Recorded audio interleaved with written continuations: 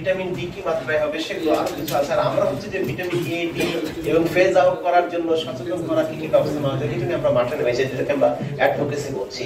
তো এই জন্য আমরা সাইড বাই সাইড কাজ করে যাচ্ছি। আমরা সব ওই দুই প্রতিষ্ঠানই আমরা বিএসটিআই এবং ভোক্তা অধিকার সংরক্ষণকে আমরা ইনভলভ করেছি, কারণ তারা হচ্ছে নেতৃত্বে আছে এবং তারা আমাদের হেল্প করছেন।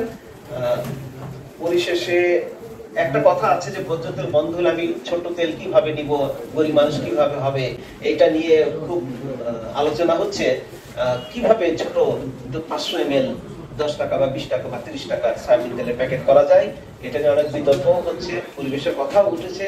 আবার আমরা বলেছি পরিবেশের দোহাই দিয়ে ভিটামিন এ বঞ্চিত করার মানে আছে?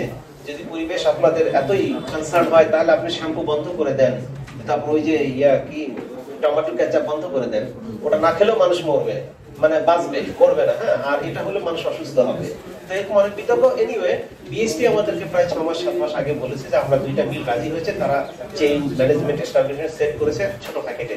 তো এটা হলে চেষ্টা আমাদের তরফ থেকে বারবার আমরা বলছি যে না, শেষে যেটা আছে সেটা বেশি সস্তা হয়, এরকম সাইজ হবে। হ্যাঁ, 250 ml 100 ml 150 ml এটার জন্য আমরা পার্সেল করছি।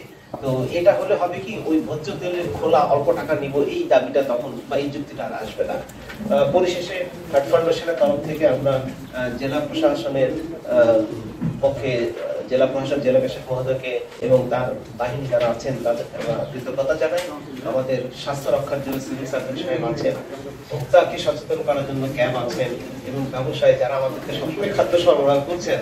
আপনাদেরকে আমরা যতই যাই বলি না কেন, সমালোচনা, আপনারা কৃষক যারা তারা খাদ্য উৎপাদন করেন আর যারা প্রসেসিং করেন তারা আমাদের খাদ্য যোগান দেন।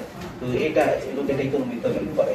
এবং সাংবাদিক বৃন্দ, আমাদের বৈষম্য বিরোধী ছাত্র, যাদের উপর আমরা খুবই ভরসা করে আছি, তারা আমাদের পথ দেখাবে। আমরা পথ নিজেরাই হারিয়ে ফেলেছি এবং বিভিন্ন সেক্টর থেকে যারা এসেছেন তাদের প্রতি আমরা কৃতজ্ঞতা জানাচ্ছি আপনাদের থেকে।